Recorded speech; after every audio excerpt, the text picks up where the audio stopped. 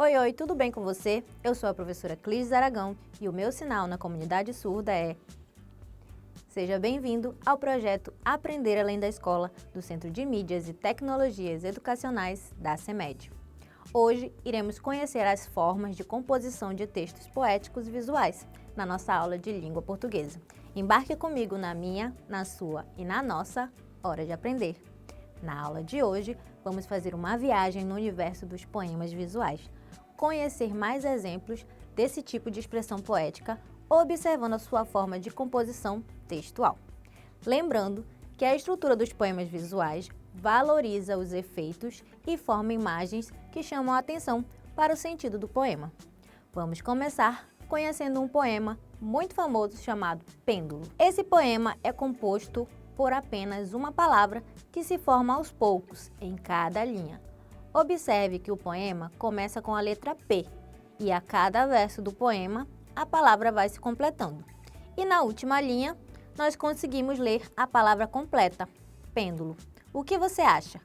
Observe a disposição das letras. O que será que o autor desse poema queria transmitir ao escrever o poema dessa maneira? Esse poema traz uma sensação de movimento. As letras foram posicionadas assim para imitar o movimento de um pêndulo. O autor desse poema se chama Ernesto Manuel Geraldes de Melo e Castro. Caso você não saiba, um pêndulo é um objeto preso a um fio que faz movimentos alternados, ou seja, o pêndulo fica balançando. Assim, observem como no poema as letras lembram o movimento que um pêndulo faz. Até agora, vimos que o poema visual utiliza versos para formar imagens. Porém, eu encontrei um poema visual com números. Esse poema se chama 5 e o autor dele é José Lino Grunewald. Vamos fazer a leitura? Observe que ele ordenou os números e escreveu 1, 2, 2, 3, 3, 3, 4, 4, 4, 4 e 5.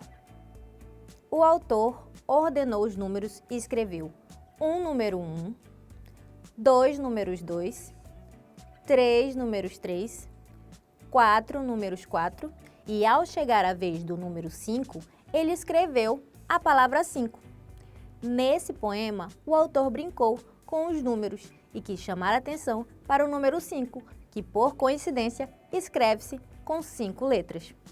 Vamos fazer a comparação de um poema tradicional e um poema visual, observando sua forma e sentido de leitura? Aqui nós temos o poema de Vinícius de Moraes, A Porta. Eu sou feita de madeira, madeira, matéria morta. Mas não há coisa no mundo mais viva do que uma porta. Eu abro devagarinho para passar o menininho. Eu abro bem com cuidado para passar o namorado. Eu abro bem prazenteira para passar a cozinheira.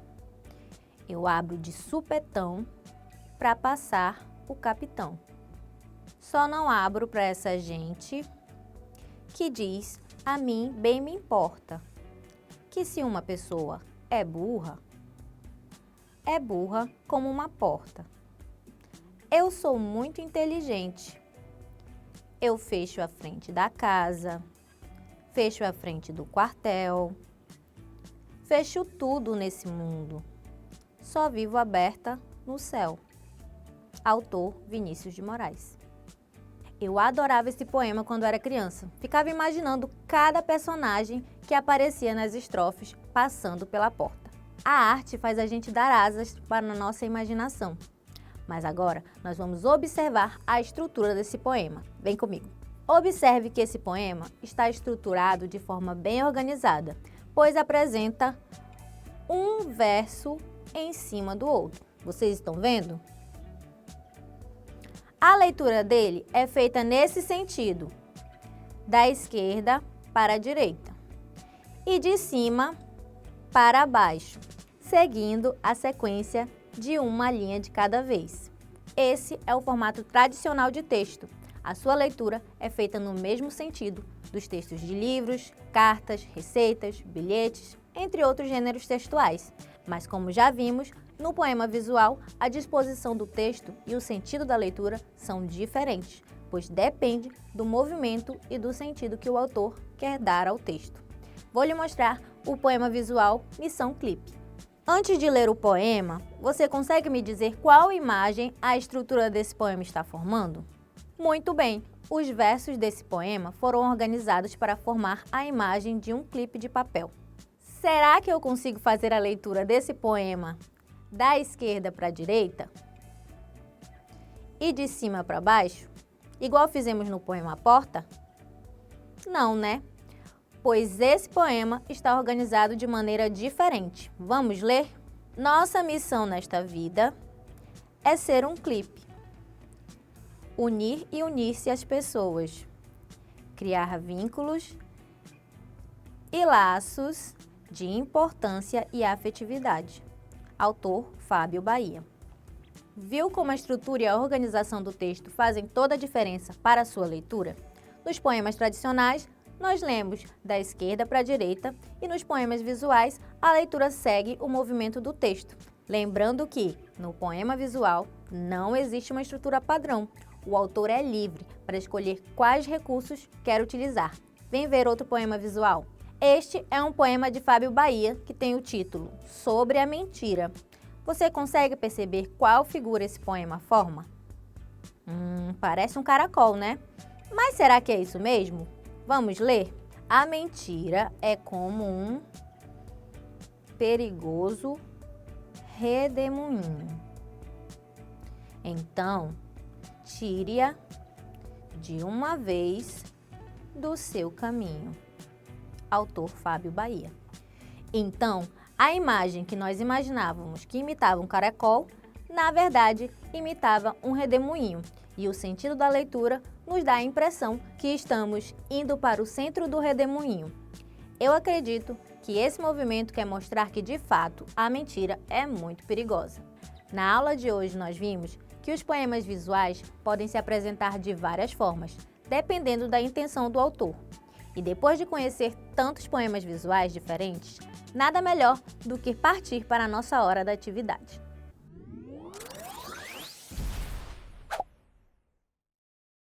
Atividade 1. Vamos ler o poema visual? Na tarde fria de julho, vou cheiro barulho. Do café descendo quente, pelo bule reluzente. E me pergunto já em prosa, existe coisa mais gostosa? Autor Fábio Sexugi. Por que os versos na tarde fria de julho, vou cheiro barulho, do café descendo quente, pelo bule reluzente, são lidos no sentido de baixo para cima? E aí, você sabe me dizer por que esses versos são lidos nesse sentido? A. Para imitar a figura de uma xícara de café. B. Para imitar o movimento do vapor quente saindo da xícara. C. Para mostrar para o leitor por onde começa a leitura do texto. D. Para imitar o movimento do café caindo na xícara. E aí, qual das opções explica o porquê dos versos serem lidos no sentido de baixo para cima? Isso, muito bem! A letra B, para imitar o movimento do vapor quente saindo da xícara. Vamos para a próxima atividade. Atividade 2. Vamos ler o poema visual de Fábio Bahia? Num dia frio, uma concha de sopa quente, além de alimentar, afaga o espírito, acalenta a alma. Por que esse poema está representado dessa maneira? E aí, você sabe me dizer por que ele foi representado dessa forma? Muito bem! Para ilustrar a imagem de uma concha de sopa, pois o poema fala de sopa, não é verdade? Perfeito! Você sempre vai muito bem nas nossas atividades. Mas antes de me despedir de você, vamos relembrar o que aprendemos? Presta muita atenção que chegou a hora da revisão.